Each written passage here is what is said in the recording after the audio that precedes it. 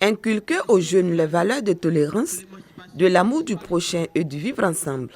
Tels sont les objectifs de la plateforme des acteurs de promotion du civisme, de paix et de développement de la Côte d'Ivoire avec ses partenaires à travers la caravane nationale pour la paix et le civisme. Boaké, 43e étape de cette caravane, a été l'occasion pour les initiateurs d'instruire les jeunes de la région de Boaké sur la nécessité de promouvoir les valeurs de paix et d'unité. Comment renforcer la cohésion sociale, la culture du civisme et du vivre ensemble, une nécessité pour tous, thème autour duquel les réflexions ont porté. Que chacun de nous puisse promouvoir et manifester le civisme. Le parrain de la cérémonie a invité les jeunes à être les ambassadeurs de la cohésion sociale dans leur environnement. Les jeunes ont reçu ce message-là. Ils ont promis s'engager pour la pacification totalement de l'université à Boaké et aussi dans la ville de Boaké.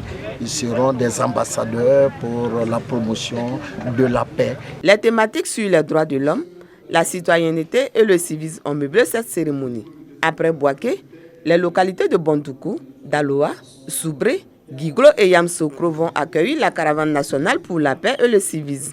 La plateforme des acteurs de promotion du civisme, de paix et de développement de la Côte d'Ivoire est une organisation de jeunesse qui œuvre pour la consolidation de la fraternité et la non-violence.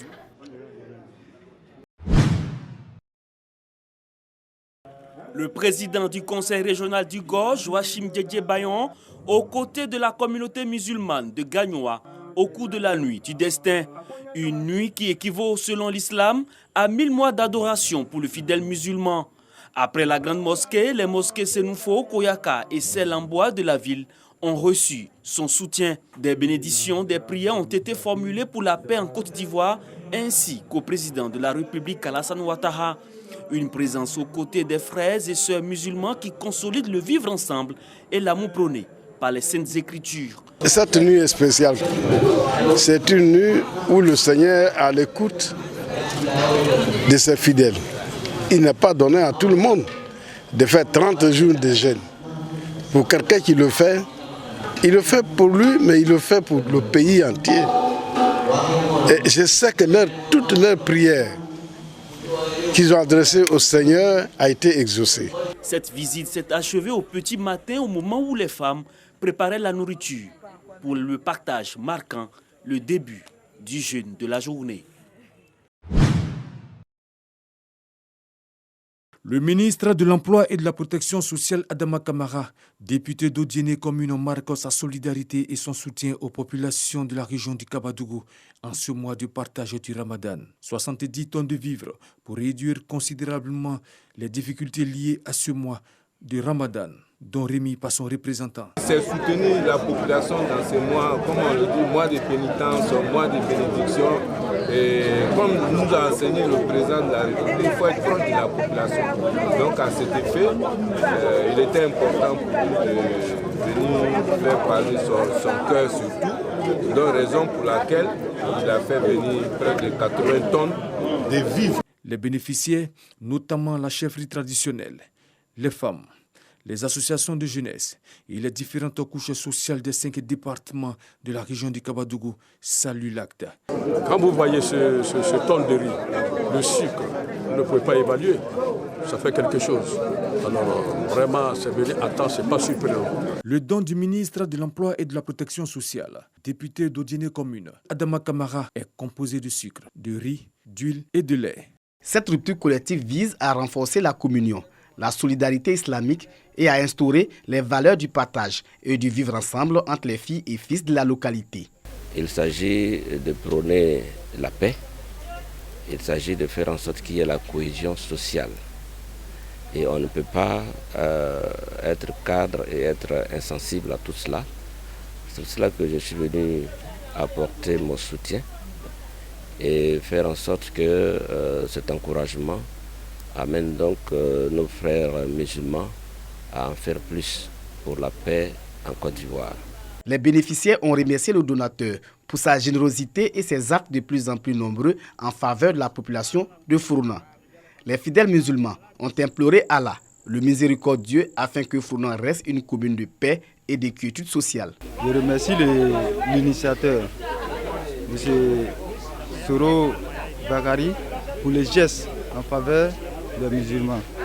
Donc nous prions Dieu pour lui, pour tout ce qu'il cherche, que Dieu lui accorde. Don des vivres et non-vivres, lecture du Saint-Coran, prière et bénédiction pour la Côte d'Ivoire et le rayonnement de Frouna étaient au menu de cette rencontre fraternelle islamique. Des cadres de la région du Tongpi posent des actions de solidarité envers la communauté musulmane en ces temps de Ramadan où le jeûne, la pénitence et le partage sont légion. Il s'agit du ministre de l'Intérieur et de la Sécurité, le général Djomandé Vagondo. Il a offert des vivres composés de riz, de sucre et du lait aux musulmans de Man, Biankouman, Sipilou, Danane et Zonounie. Les bénéficiaires touchés expriment leur gratitude. On le remercie de ce qu'il a fait parce qu'il s'est pensé de nous dans le mois de jeûne. Donc il a fait une grande geste comme les sucres, du lait et du riz. Vraiment, nous le remercions beaucoup. Qu'Allah nous garde longtemps dans la santé et pour le pays aussi, pour que Dieu donne la force à le président de la République pour bien gérer le pays. Nous sommes très impressionnés et nous remercions subhanahu wa ta'ala que Dieu veille sur la Côte d'Ivoire et qu'il veille sur le département de Danane et que nous vivons en paix, en solidarité et en cohésion sociale. Le député Albert Flendé, un autre cadre de la région du Tongpi, a également fait parler son cœur. Les communautés musulmanes de Man ont reçu de sa part des sacs de riz, du sucre et du lait. 40 familles démunies de la ville de Séguéla qui observent le jeûne ont bénéficié de vivres composés de sacs de riz et de bidons d'huile. Un geste d'un groupe dénommé la Team Bouaké Fofana. L'objectif est de permettre à ces familles de bien passer ces moments de pénitence. Je suis vraiment content de recevoir un sac de riz de l'organisation Team Bouaké. Vraiment, je les remercie et je leur dis que Dieu les tend la main et qu'il y ait la paix en Côte d'Ivoire. Selon le président de la Team Bouaké Fofana, il faut éviter de toujours tendre la main aux cadres.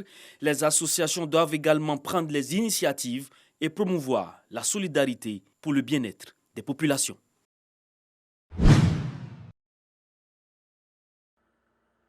La région du Zim bascule officiellement du système analogique au numérique. C'est le centre émetteur de Dimokro qui a servi de cadre au lancement officiel de la télévision numérique terrestre TNT. Cette nouvelle technologie est présentée aux populations de Dimokro. Le directeur général de la Société ivoirienne de télédiffusion, IDT, est revenu sur les avantages de cette technologie innovante pour l'espace audiovisuel ivoirien. Avec un taux de couverture de 80% du territoire national de la TNT, tous les signaux analogiques seront éteints avant la fin de l'année 2021. La TNT offre aux téléspectateurs plusieurs avantages, à savoir une bonne qualité d'image et de son, l'opportunité de bénéficier de plusieurs chaînes. Vous aurez la télévision même en temps de pluie ou d'orage. Les populations de Dimokro saluent les avantages économiques, techniques et sociaux de la TNT. Une grande joie pour notre population qui va bénéficier de ces bienfaits de cette technologie-là. Au lieu d'être en analogique, nous allons passer en numérique, c'est-à-dire les images seront très propres. Pour le représentant du ministre de la Communication, des médias et de la francophonie, le déploiement de la TNT est un choix de souveraineté nationale et de développement.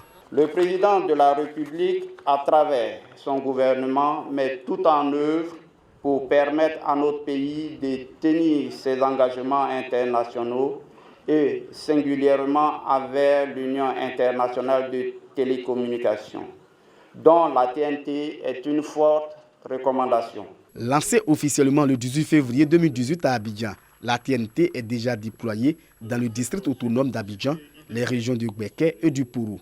La région du Zi est la 4e localité du pays à bénéficier de la TNT.